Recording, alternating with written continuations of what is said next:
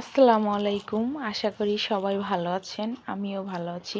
তো আজকে ছোট্ট একটা ভিডিও নিয়ে চলে এসেছি। আজকে আবার আমরা ঢাকায় আসার আগে মার বাড়িতে পিঠা বানাচ্ছি। তো দেখেন বাইরের ভিউটি কি সুন্দর লাগছে, দেখিয়ে দিলাম আপনাদের। আর এখানে আমার মাটা বেরিয়েছে বাহিরে, ঠান্ডা পড়েছে আজকে খুব। তো আমার মার মাথায় টুপি দেওয়া যায় না, টুপি দিলেই আমার মা শুধু টুপিটাকে ফেলে দেয়। তো ওই যে আমার মা নাচছে, ওরে আমার পাখি, আমার ময়নাটা নাচে শুধু। একটু শব্দ পেলেই নাচানাচি শুরু করে দেয় আমার মা। তো এই যে এখন নাচবে, হাসতেছে। আমার ময়নাটাকে রেখে চলে এসেছি, ভীষণ খারাপ লাগছে। তো যাই হোক, তো এখন আমরা বাহিরের চুলায় পিঠা বানাবো, ভাপা পিঠা। তো আমাদের দেশে ভাপা পিঠা বলে, কোন দেশে বা কোন জায়গায় কি বলে জানি না, আমাদের দেশে বলে ভাপা পিঠা। তো এই যে আহানাবকে বাহিরে বেরোইতে দেয়নি, খেলতেছিল ঘরের ভিতর। তো আমার বোন আবার সুন্দর করে চুলায় জাল ধরিয়ে দিচ্ছে, কারণ আমি আবার চুলার জাল বেশি একটা ভালো ধরাতে পারি না, মানে মাটির চুলায় জাল ধরানো একটু সিস্টেম করে ধরাতে হয়, তো আমি আবার ওইটা পারি না খুব ভালো। তো এখানে আবার আমাদের পাশের বাসার আয়াত এসেছে, ও আবার মাঞ্জিয়ার সাথে একটু দুষ্টুমি করছে। তো আয়াতের আম্মু আবার খুব ভালো পিঠা বানাতে পারে, তাই ওনাকে আবার বলিলাম যে একটু পিঠাটা মানে একটু দেখিয়ে দেন কিভাবে হয়। তো পিঠার ভিতর আমাদের দেশে আবার একটু দেয়, মানে এই ভাপা পিঠার চালটায় করার সময় একটু দুধ দেয় আর কি। তো ওইটাকে জাল করে, মনে ছিল না আগের থেকে করে রাখতে, পরে আর কি জাল করে ঠান্ডা করছি। তো যাই হোক, মোটামুটি সব রেডি করে এই যে আমার পিঠা বানানো ডান। তো যাই হোক, আমি আবার ভাপা পিঠাটা একটু গরম গরম খাই, ঠান্ডা হলে আমার ভালো লাগে না খেতে। একদম ভাপুরা গরম গরম পিঠা বানাবো, খাবো এরকম, কিন্তু ঠান্ডা হলে খেতে পারি না।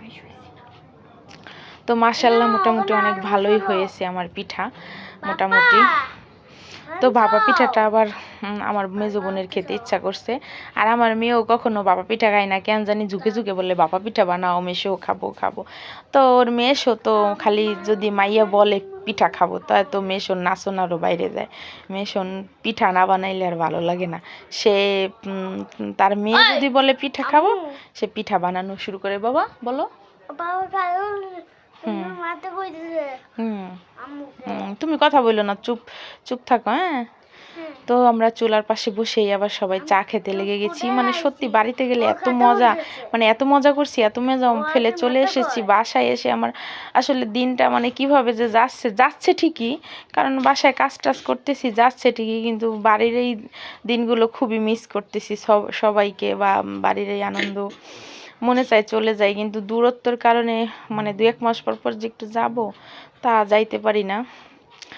তো যাই হোক, এই যে আমার মা বিসমিল্লা করে পিঠার টেস্ট করতেছে। আমার 2 মা, আমার ছোট মা আর আমার মা, বুড়ির গালে একটু দিয়েছে। আর আহানাপ তো খালি দুষ্টুমিতে এই আছে, খাওয়া দাওয়ার বেলায় কিছুই নাই, সে ওরকম খেতেই চায় না কোনো কিছু।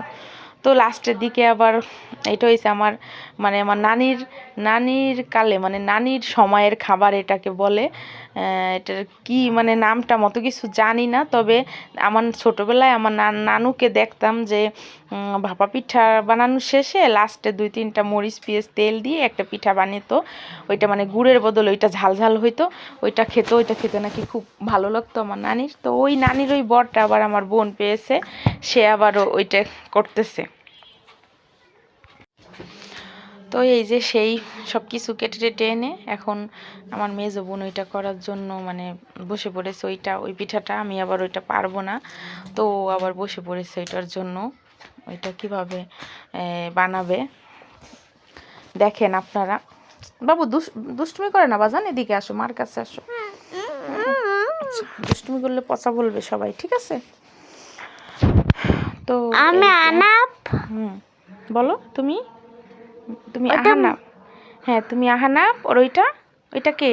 ওইটা মুঞ্চি। হ্যাঁ, তো আমার ছেলে আবার আমার কাছে বসে আছে। তো তো ও এটা আমার ভাগ্নির ছবি দেখে বলতেছে ওইটা মুঞ্জি, ওর নাম হচ্ছে মাঞ্জিয়া। তো সবাই ওকে সংক্ষেপে মুঞ্জি মুঞ্জি বলে ডাকে, তা আমার ছেলেও মুঞ্জি বলে। তো এই যে আমার বোনের পিঠা অবশেষে ডান, এই যে বানিয়ে ফেলেছে। তো এই পিঠাটা ওদের কাছে নাকি আমার আম্মার কাছেও এবং আমার বোনের কাছেও খেতে অনেক মজা, কিন্তু আমি আসলে অতটা মজা মানে আমার কাছে ভালো লাগে না। তো এই যে লাস্টে চলে এসেছি আবার, মানে কি বলবো, আমার মেয়ের নাকি আন্দোসা পিঠাও খেতে ইচ্ছা করছে। আন্দোসা বলতে ভাজা পিঠা বলে, আমাদের দেশে আন্দোসা বলে, আর ভাজা তেলে ভাজা পিঠা বলে। তো এইটার নাম আবার অন্য অন্য দেশে অনেক রকম নাম আছে, মানে কাদের দেশে কি নাম অবশ্যই কমেন্টে জানাবেন। তো আমাদের দেশে তেলের পিঠা বলে, তেলে ভাজা পিঠা বলে আর কি, সংক্ষেপে একদম ভাজা পিঠা বলে। তো সেই ভাজা পিঠাটাও তার খেতে ইচ্ছা করছে। এখন যেহেতু আমরা চলে আসব, তো সময়ও কম, এর কারণে আমার বোন সেই পিঠাও মানে যে একবারে বানিয়ে ফেলছে, যে একবারে বানিয়ে ফেলি, ওকে 2 রকম পিঠা বানিয়ে খাওয়াই। তো লাস্টে এই যে ভাপা পিঠার লাস্টে যাইয়ে এই পিঠাটা বানিয়েছি। তো এই ভাপা পিঠাটাই বেশি সুন্দর হয়েছে। এই পিঠাটা দেখতে অতটা সুন্দর হয়নি, কিন্তু খেতে খুব টেস্ট হয়েছিল। তো মানে দেখতে বেশি একটা ভালো হয়নি, খেতে মোটামুটি মজা হয়েছে। কারণ কি কারণে জানি একটু মানে ফুলছে কম আর কি। তো কি কারণে যে ফুলছে কম এটা আসলে আমি ধরতেও পারিনি, বুঝতেও পারিনি। তো যাই হোক, খেতে মজা হইলেই হয়েছে, দেখতে না হয় একটু খারাপ হলে সমস্যা নেই, খেতে মজা হইলেই হবে। তো বানানোর সাথেই আমার মেয়ে এটা টেস্ট করা শেষ, সে টেস্ট করে ফেলেছে। তো পিঠা বানানোর পাশাপাশি আবার ওই দিনই ওর মামা আবার খাবার নিয়ে এসেছে। তো একদিনেই না, পিঠা বানানোর ওই দিন না, পরের দিন, যাই হোক পরের দিন আবার ওর মামা চলে যাব দেখে ভাগ্নির জন্য অনেক রকম খাবার নিয়ে এসেছে। অনেক রকম বলতে অনেক খাবার নিয়ে এসেছে, 2 রকম আর কি, নান আর হলো নান চাপ আর হলো গ্রিল, নান চাপ আর গ্রিল নিয়ে এসেছে। ওইটা আবার মেহেজাবিন পছন্দ করে, যার কারণে চলে আসবো, তাই ভাগ্নির জন্য আবার নিয়ে এসেছে। তো নানা বাড়ির আদর, মেহেজাবিন আহানা প্রচুর পরিমাণ মামা খালা সবার কাছ থেকে নানু, আর প্রতিদিন তো আহানাপ আর মানজিয়ার জন্য চিপস কেক একেবারে বাঁধা। আমার বাবা প্রত্যেক দিন ওদের জন্য চিপস কেক এগুলা নিয়ে আসার সময়। এই যে আহানাপ যে কি কাণ্ডটা করছে বাড়ি, যে আমার মনে চাইছিল ওরে বাড়িতেই রাইখে আসি, কারণ বাসায় খাওয়া দাওয়া নিয়ে এত ডিস্টার্ব করে। তো মাশাল্লাহ ওখানে যাই এতটা ডিস্টার্ব করে নেই, মনে চেয়েছিল যে ওকে আমি ওখানেই রেখে আসি, কিন্তু আসলে তো সেটা সম্ভব হয় না। বাসায় আসলে সে তো কিছুই খেতে চায় না, টোটালি কিছুই খেতে চায় না। তো যাই হোক, এই যে খেতে পারুক আর না পারুক, আমাদের মানজি বুড়িটাও বসে পড়েছে খাওয়ার জন্য। সবাই আমরা টেবিলে না বসে মানে গোল হয়ে একসঙ্গে বসবো দেখে ফ্লোরে পাটি বিছিয়ে বসেছি,